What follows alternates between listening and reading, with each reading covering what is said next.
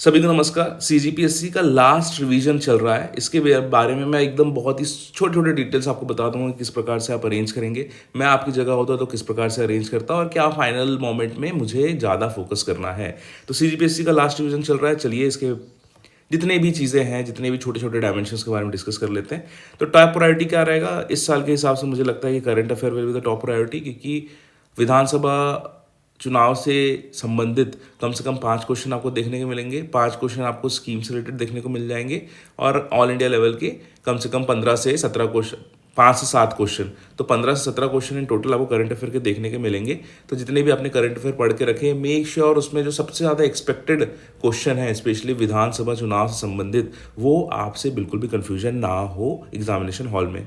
दूसरा ये है कि सीजीएस कंप्लीट कर लो। सीजीएस में जो प्रायोरिटी होती है वो होती है आर्ट ट्राइब कल्चर पहले कर लो, उसके बाद कर लो आप छत्तीसगढ़ हिस्ट्री, और उसके बाद आप कर लीजिए जो ज्योग्राफी है। ठीक है, लेटेस्ट स्कीम्स जो भी अभी जो नए गवर्नमेंट ने रिलीज करे हैं वो आप पढ़ लीजिए, पुराने वाले पढ़ने की उतनी ज़रूरत नहीं है। सीसेट स्टार्ट कर लेंगे। कई लोग अभी भी बहुत ज़्यादा ओवर कॉन्फिडेंस में होंगे कि उनका सीसेट अच्छा है, वो एग्जामिनेशन हॉल में जाके देख लेंगे। ऐसा नहीं है।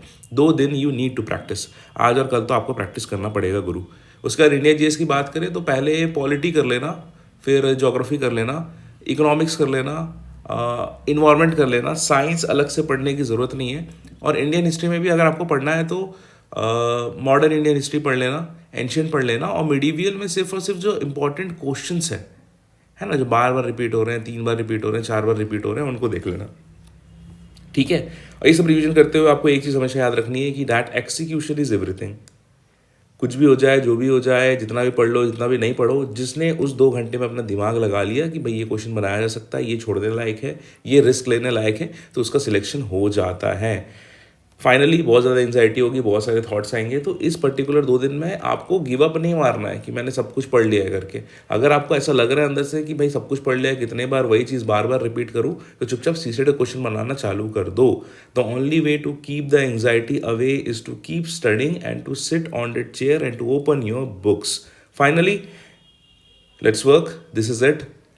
मान के चलो कि आखिरी अटेम्प्ट है, इसके बाद मेरे पे इतनी शक्ति नहीं होगी कि मैं अपने आप को बटोर के फिर से अगली बार आके अटेम्प्ट करूं। ठीक है, so this is something that you should keep in mind. So these were very short and crisp CGPSC last moment revision. तो आज का दिन काफ़ी स्ट्रेस भरा होगा, कल बहुत स्ट्रेस भरा होगा, परसों तो कुछ समझ में नहीं आएगा क्या चल रहा है क्या नहीं चल रहा है। तो आज और कल आप कंट्रोल कर सकते हो, थोड़ा सा डिवाइड कर लो। आज हो सके तो इंडिया जीएस और करंट अफेयर पढ़ लो, कल ऐसा करना कि सीजीजीएस पढ़ लेना, और परसों देख लेना जो भी वॉलेटाइल एलिमेंट है, स्पेशली जैसे आप कह सकते हैं कि इंडियन हिस्ट्री जैसे चीज़ें हो गई, कुछ करंट अफेयर के डेटा हो गया, अगर अच्छे से रिवाइज नहीं करें तो एक दिन पहले आप वो देख लेना। ठीक है, 11 तारीख की सुबह कुछ पढ़ने की ज़रूरत नहीं, सीधा एग्जाम में जाके हम लोग एक्शन करेंगे। ठीक, तो यही था सीजीपीएससी के लास्ट रिवीजन टिप। थोड़ा सा रिलैक्स रहो, जितना पढ़ते रहोगे उतना थॉट्स कम जाएगा इधर उधर के टॉपिक्स में। Okay, take care, all the best.